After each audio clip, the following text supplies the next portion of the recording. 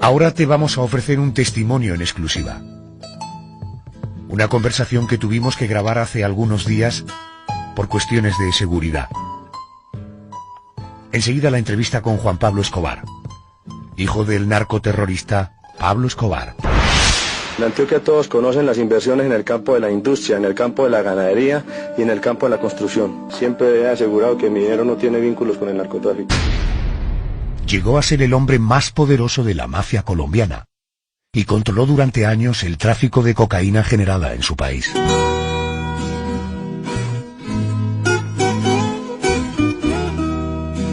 Sus negocios sucios le llevaron a amasar una inmensa fortuna, lo que le permitió vivir rodeado de lujos y de excentricidades como un zoológico propio con especies exóticas de todos los lugares del planeta.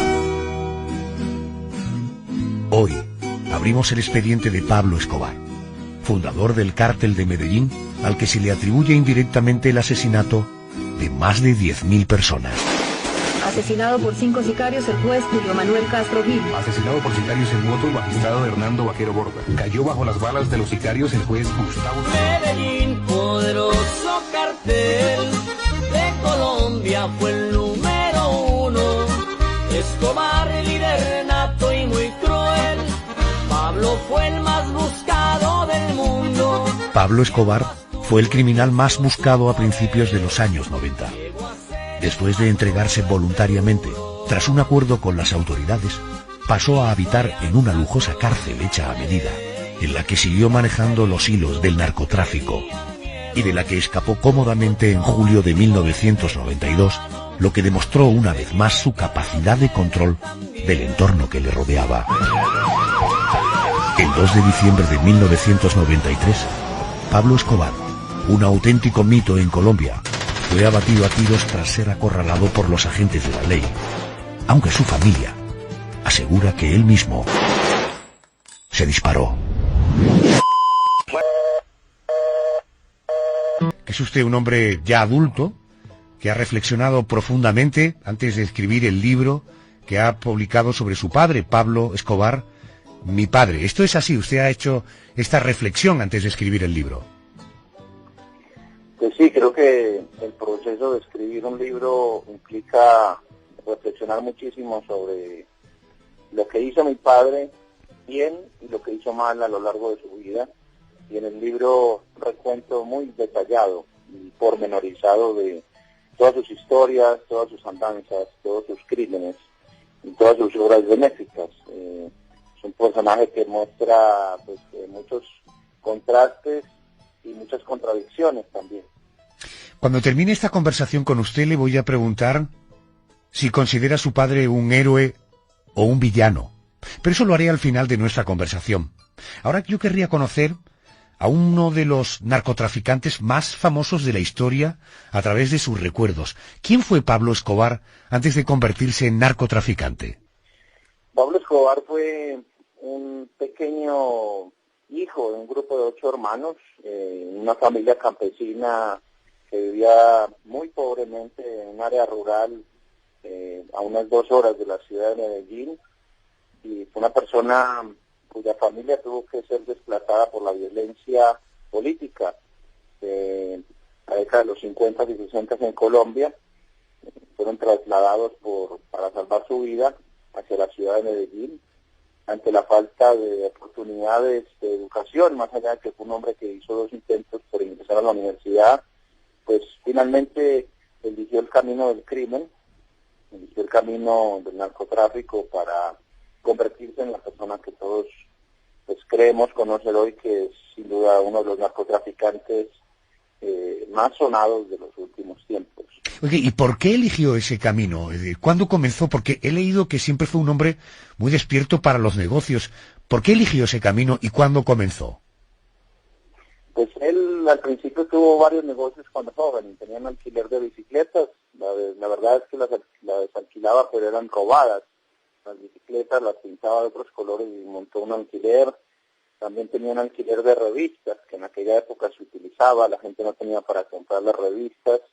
El dinero entonces se alquilaban entre los vecinos y él tenía ese negocio. También repartía directorios telefónicos para la empresa de teléfonos de Medellín de aquel entonces. y sin embargo después muy rápidamente se fue involucrando en el mundo del contrabando de electrodomésticos. Y allí fue cuando aprendió el oficio del contrabando con el único jefe que tuvo, el único patrón. Decidió ingresar en el negocio de la cocaína porque le era mucho más rentable que el contrabando de licores y de tabaco, por supuesto. Se le atribuyen 10.000 asesinatos, políticos, jueces, policías, civiles. Una de las cosas que más me ha impresionado es que, confírmeme si esto es así, que ordenara el derribo de un avión en el que viajaban 107 personas, todos fallecieron. Oiga, ¿se puede querer a una persona que ha matado directa o indirectamente a 10.000 personas? Pues mira, yo creo primero que hay que decir, no hay ninguna cifra oficial real sobre las muertes ocasionadas por orden de mi padre. Sin embargo, creo que la cifra de 10.000 puede sonar un poco exagerada. Me parece que si bien en esta guerra no debió morir una sola persona, porque la vida de todos es importante, y creo que aquí no se trata de hablar de cantidades, sino de acercarnos a la realidad lo más que se puede, y creo que mi padre sí pudo tener una responsabilidad directa e indirecta en la muerte de alrededor de 3.000 personas, que fue una cifra similar a la que, digamos, de personas cercanas a mi padre murieron por parte del Estado y de los enemigos de mi padre que lo perseguían. Más o menos también unos 3.000 jóvenes fueron desaparecidos, torturados y asesinados finalmente por las fuerzas de seguridad del Estado colombiano en el momento en que lo perseguían a él. Correcto, pero permítame, porque hoy queremos hablar de su padre, por lo tanto le reformulo la pregunta. ¿Se puede querer a una persona que ha matado directa o indirectamente a miles de personas? Lo que pasa es que mi padre no me mandó a matar a mí. Mi padre lo único que a mí me daba era absolutamente afecto, y fue el único que yo conocí de él. Otros habrán tenido la desgracia de conocerlo como mafioso, como narcoterrorista, como secuestrador o como asesino, pero yo tuve la extraña fortuna de conocerlo como hijo. Como tal, lo único que recibí de él fue amor. Yo no puedo tener una idéntica opinión sobre su vida, de la cual tendría una víctima, que por supuesto respeto muchísimo su dolor y no me regocijo en absoluto del dolor que sufrieron tantas familias colombianas por la violencia que él ejerció.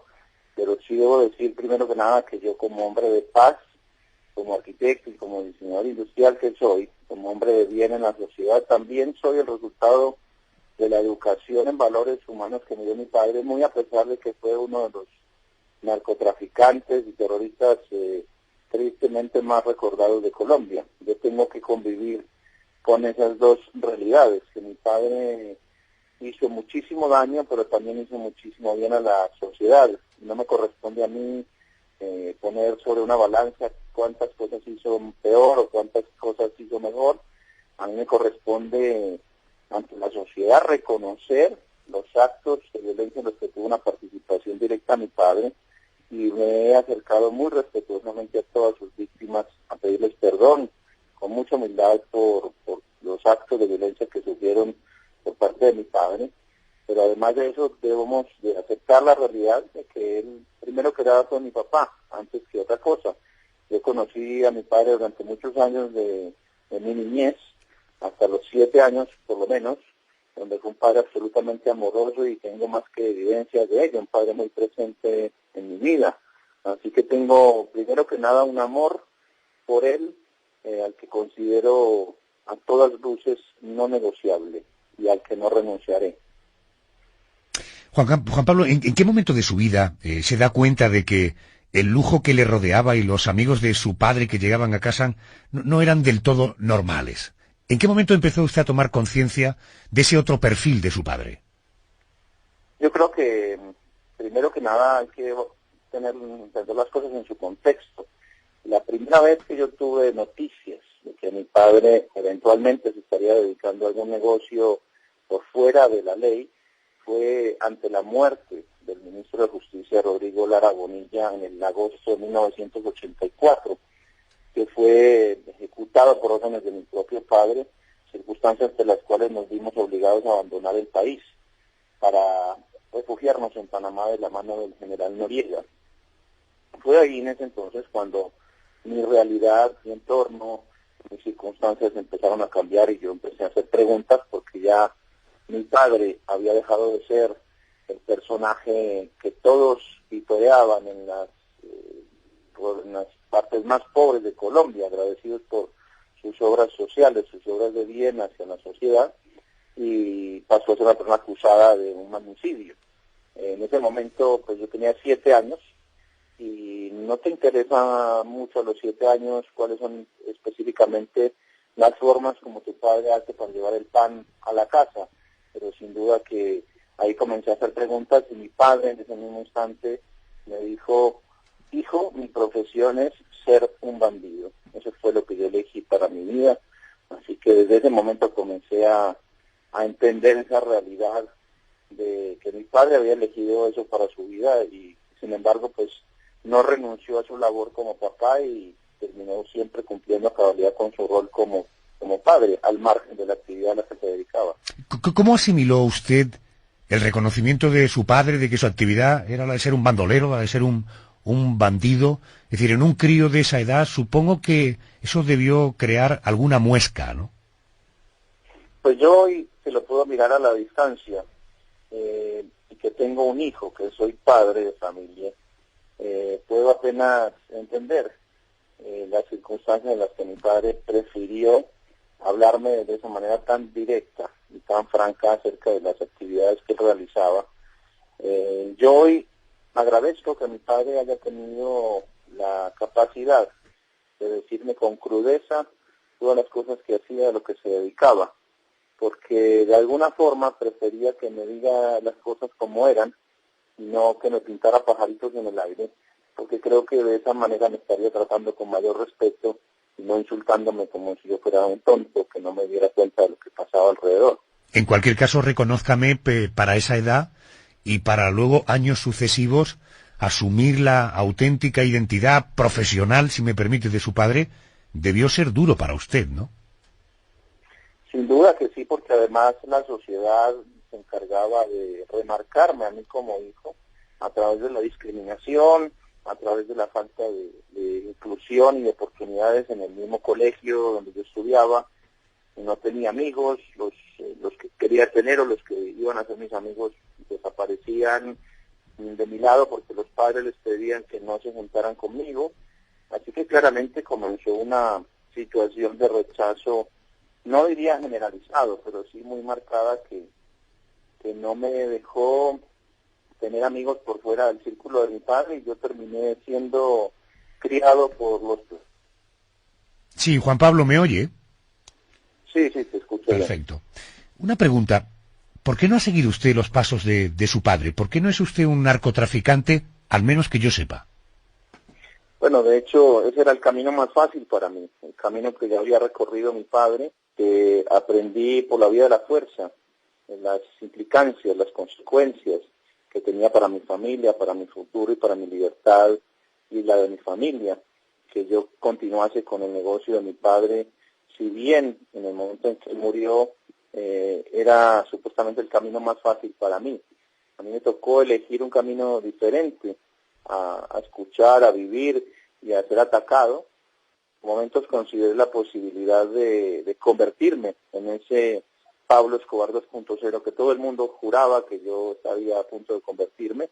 Incluso llegué a amenazar al país con la posibilidad de vengar la muerte de mi padre, hechos de los cuales pues me retracté de manera inmediata porque pude advertir las consecuencias.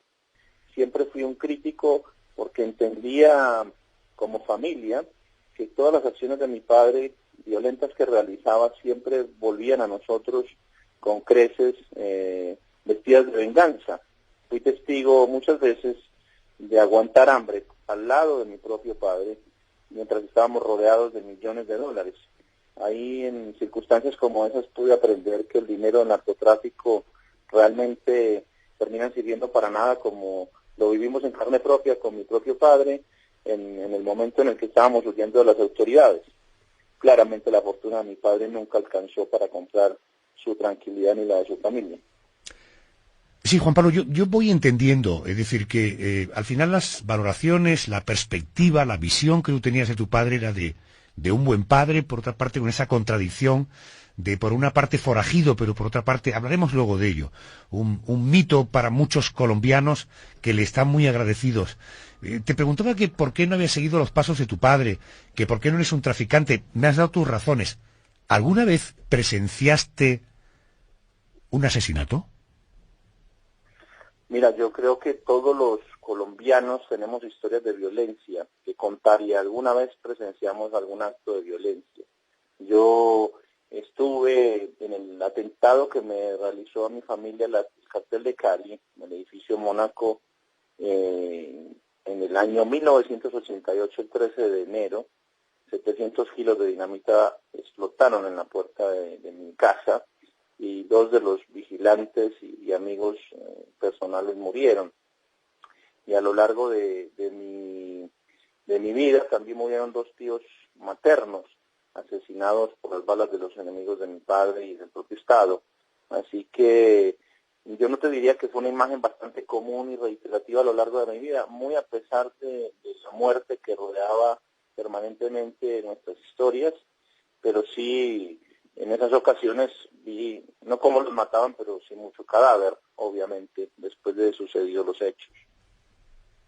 ¿Duermes bien o aún tienes pesadillas? No, yo mis pesadillas, las peores las tenía en vida de mi padre, y que fue en los momentos en los que ya él estaba, digamos, camino a ser derrotado, donde nos perseguían todos los enemigos, donde ya no había más amigos, ya no había más gente que nos quisiera ni nos apoyara, sino todo lo contrario. Incluso lo peor de todo, que fue haber descubierto una traición familiar, de la cual pues revelo detalles en el libro, y entender que los propios hermanos de mi padre, la propia madre, finalmente terminaron por venderlo a sus enemigos. Me habla de su abuela, ¿no? Pues, sin duda, directamente de su propia madre, la abuela Arminda, y en consecuencia de su hermano mayor, Roberto Escobar, y el resto de sus hermanos que negociaron a espaldas de mi padre salvar sus propias vidas a cambio de entregarla de él con sus enemigos de los cárteles de la droga. Para la siguiente pregunta necesito tener un minuto para ponerle en el contexto. Oficialmente su padre fue tiroteado el 1 de diciembre de 1993. Había realizado una llamada y las fuerzas de seguridad consiguieron rastrear su ubicación. No logró escapar ante el amplio despliegue policial. Hay otras versiones que dicen que su padre prefirió quitarse él mismo la vida y otras que aseguran incluso que era un doble y que Pablo Escobar continúa con vida. ¿Cuál de todas estas versiones es la real? Pues mira, te aclararía que la primera que dijiste es evidentemente la versión oficial que nos han querido contar desde el mismo día que él murió hasta el día de hoy, y es una versión absolutamente falsa. Primero, la Policía Nacional de Colombia nunca tuvo una participación directa, como dice que la tuvo, en la captura y muerte de mi padre. Quien estuvo presenciando el operativo de la muerte de mi padre fue el jefe de las autodefensas de Colombia, el señor Carlos Castaño, ya fallecido, y en aquel entonces era uno de los máximos jefes del grupo autodenominado Los Pepes, que se traducía como perseguidos por Pablo Escobar, que era un gran conglomerado mafioso en el que no solamente intervenían las personas de ultraderecha y todo el paramilitarismo, sino los carteles de la droga de Colombia enteros, mancomunadamente, con el propio gobierno de Colombia de aquel entonces y las autoridades de turno del momento de la CIA y de la DEA. Es decir, que esto era como una gran asociación de mafiosos en las que claramente la persona que detectó y que ubicó a mi padre fue Carlos Castaño, con ayuda e intervención directa del cartel de Cali, que puso la tecnología necesaria para poder rastrear esas llamadas y ubicar el paradero de mi padre. Porque ¿quién era, Juan Pablo, perdona, quién era Carlos Castaño? Carlos Castaño en el pasado fue un gran amigo de mi padre, hermano de Fidel y de Vicente. Son los fundadores del paramilitarismo en Colombia, porque su padre fue secuestrado por la guerrilla y ellos pagaron el rescate, y la guerrilla, aún después de que pagaron el rescate, lo mataron. Desde eso se generó un odio de esa familia contra la guerrilla y se fundó el paramilitarismo en Colombia, ayudado por mi padre, y se creó en la Hacienda Nápoles el primer grupo paramilitarista que se llamó el MAS, pues, cuyas siglas significaron muerte a secuestradores, en virtud de que la guerrilla estaba queriendo financiar toda su lucha política, secuestrando familiares de narcotraficantes para poder encontrar los recursos económicos para pelear sus guerras contra el Estado. Es decir, ese es Carlos Castaño y fue un gran aliado de mi padre en sus primeros años y además fue una persona que tuvo una relación directa en el magnicidio de Luis Carlos Galán y fue un confeso, además magnicida de Carlos Pizarro León Gómez, candidato a la presidencia, de Bernardo Jaramillo Osa y de muchos otros políticos importantes de Colombia. Pero Carlos Castaño siempre jugó un doble juego. Él jugaba a ser el gran amigo de Pablo Escobar, pero también era un gran amigo de las autoridades. Juan Pablo, discúlpeme una pregunta, porque veo que no solamente hace un relato de su vida con su padre, sino que también hace interpretaciones y valoraciones de sus relaciones, de las personas. ¿Esa información de dónde le viene? ¿Eran conversaciones con su padre o ya siendo un joven usted empezó a entrar y a conocer un poco más la red de relaciones de su padre? Mira, en primer lugar quiero decir que la última persona con la que habló mi padre fui yo. Las últimas cartas que mi padre escribió fueron a mí. Y el último año de su vida, quien cuidó a mi padre fui yo. Es decir, yo me escondí con él y estuve a su lado cuidándolo y exponiendo mi vida, como lo hicimos mi madre y mi hermana, y mi novia en aquel entonces, porque no éramos los únicos que quedábamos para cuidarlo en ese momento. En ese año que estuvimos huyendo de las autoridades, y durante todos los años, como te digo, recordaba ahorita de los 7 años que me dijo que su profesión era ser un bandido, pues obviamente desde entonces nunca mi padre, si bien no le interesaba que yo me involucrara directamente en sus negocios, no tenía pelos en la lengua a la hora de ver un noticiero conmigo o de leer un diario y de decirme, a este sí lo maté, a este no lo maté, a este sí lo secuestré, esta bomba sí la puse yo y esta bomba no la puse yo, y estos eran mis amigos y mis enemigos. Yo a los familia Castaño lo conocí mucho, pues porque casi éramos vecinos y vivíamos compartiendo nuestras fincas y demás con ellos. Pero, Juan Pablo, una pregunta. Yo que estoy manteniendo una conversación con una persona normal, con un ser humano normal, con sensibilidad, cuando su padre decía, este le he matado yo, esta bomba la he puesto yo, ¿en ese momento no generaba ningún rechazo en usted? Por supuesto que sí, tuve amplísimas discusiones con él, donde yo le pedía que terminara con esa violencia que había él iniciado contra el Estado colombiano en respuesta a violaciones de los derechos humanos contra su familia y personas que eran de su interés, pero una persona que estaba llena de excusas para esa violencia que evidentemente si no pudo la CIA, ni la DEA, ni el FBI, ni todos los organismos de seguridad del planeta pues pararlo, mucho menos iba un adolescente como su hijo a lograr hacerlo. Sí, creo que logré con mi madre presionarlo tanto en un momento para que cambiara la actitud frente a la vida, que fue cuando él logró la negociación con el gobierno del doctor César Gaviria para entregarse a la cárcel de la Catedral en principios de los 90. Fue la única vez en la que mi padre, digamos, se entregó a la justicia, pero fue por presiones directamente mías y de mi madre, porque estábamos agotados de recibir una violencia a cambio cada vez más grande de la violencia que él mismo ejercía contra diferentes personas en Colombia. Entonces, claramente que nunca fui de los que aplaudía ese tipo de acciones. Sí lo hacían mis niñeras, es decir, los peores bandidos de aquel entonces.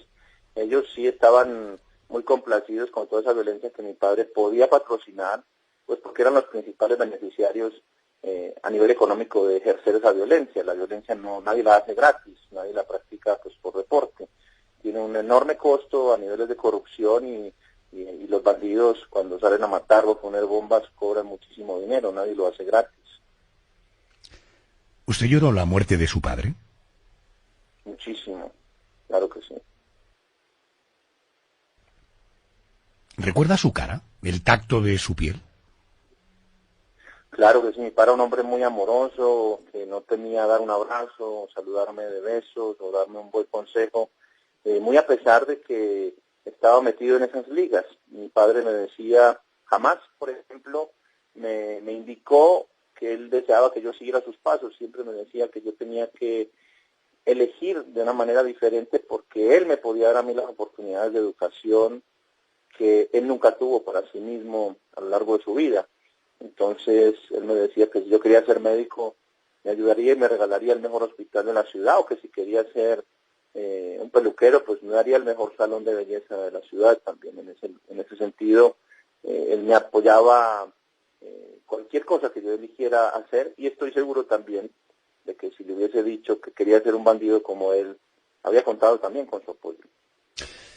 Juan Pablo, perdone que le insista de una y otra manera en esta pregunta, pero intento entenderle.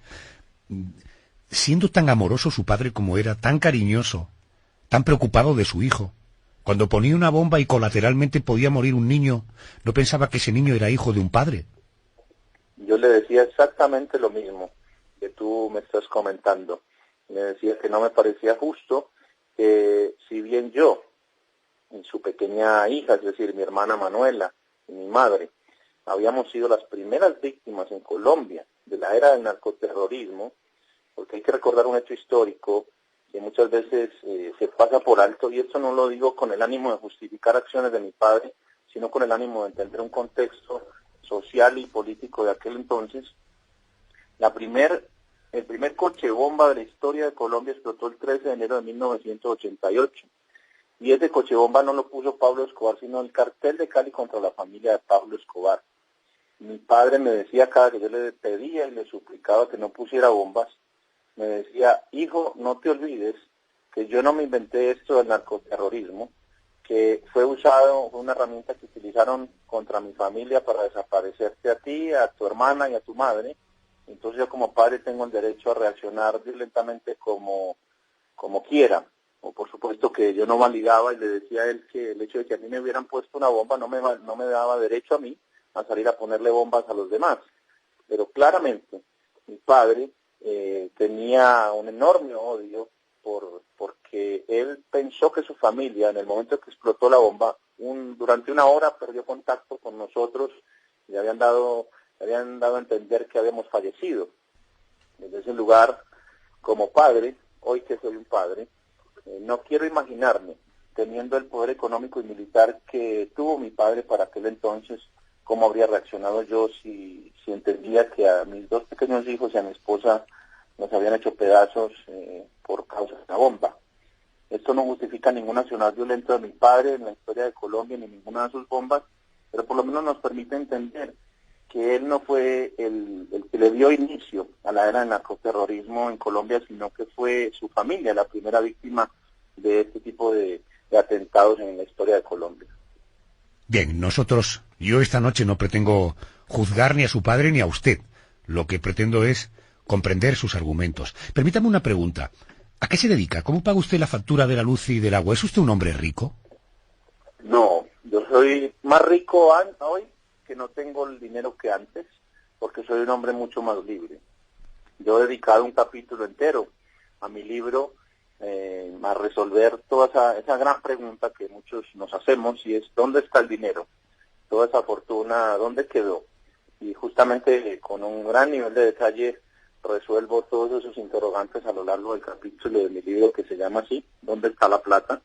Y desde ese lugar soy un arquitecto, soy diseñador industrial, soy un conferencista, ahora escritor, estoy comenzando a escribir además mi segundo libro, y vivo la vida muy tranquilo, no tengo grandes lujos, no puedo cambiar mi vehículo todos los años ni cada 5 años, tengo el mismo vehículo hace 6 años, una persona que vive, no aguanto hambre, gracias a Dios, pero soy un profesional que vive de su labor como arquitecto, como diseñador desde hace mucho tiempo. Fui docente universitario aquí en Buenos Aires durante unos años y me he dedicado a otras cosas.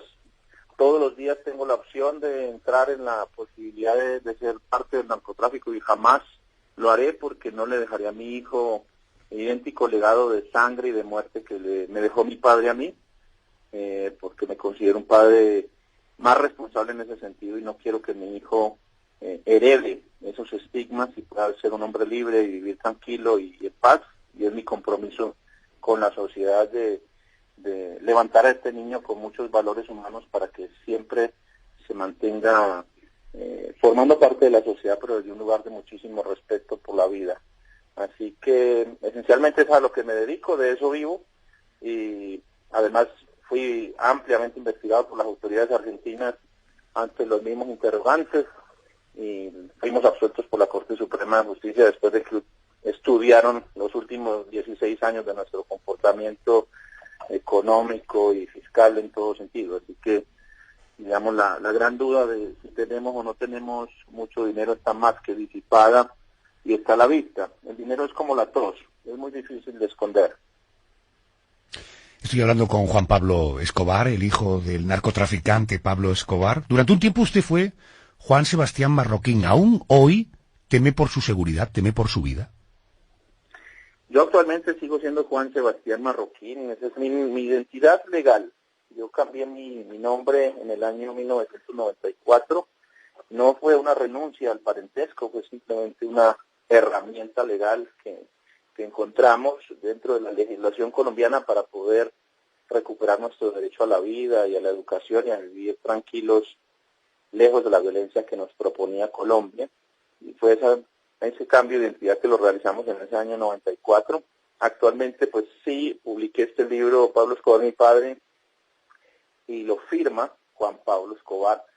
Es la misma persona física, no ha habido cambios en ese sentido, simplemente por una cuestión, una razón de la editorial que me pareció válida. Pero perdóneme que insista, ¿teme usted por su seguridad actualmente? Hombre, yo aprendí a aceptar que nadie se muere en la víspera.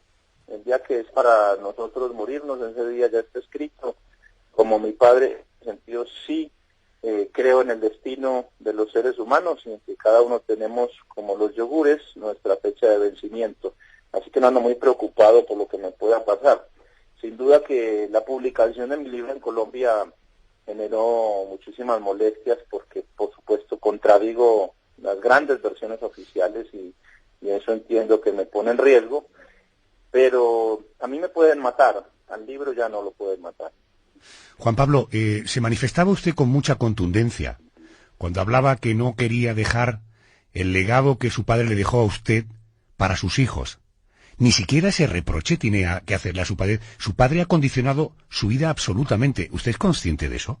Yo soy consciente, pero yo no creo como hijo que nuestra función es de venir a la tierra a convertirnos en los peores jueces contra nuestros padres. Hemos venido a la tierra como hijos a ser parte de sus más grandes afectos. Y desde ese lugar siempre mi padre me rodeó de muestras de amor incondicional. Y su mayor muestra de amor fue haber dado la vida por nosotros. Mi padre no fue que lo ubicaron, mi padre se dejó ubicar porque nosotros éramos rehenes. Pero a pesar de que su actividad... Juan Pablo, pero pero le preguntaba, a pesar de que su actividad puso en riesgo la vida de usted y de su mamá también. ¿A pesar de eso? ¿Sí, Juan Pablo? ¿Hola?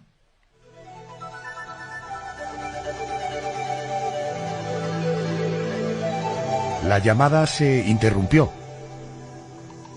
y nunca más hemos podido contactar con Juan Pablo Escobar, hijo del jefe supremo del cártel de Medellín.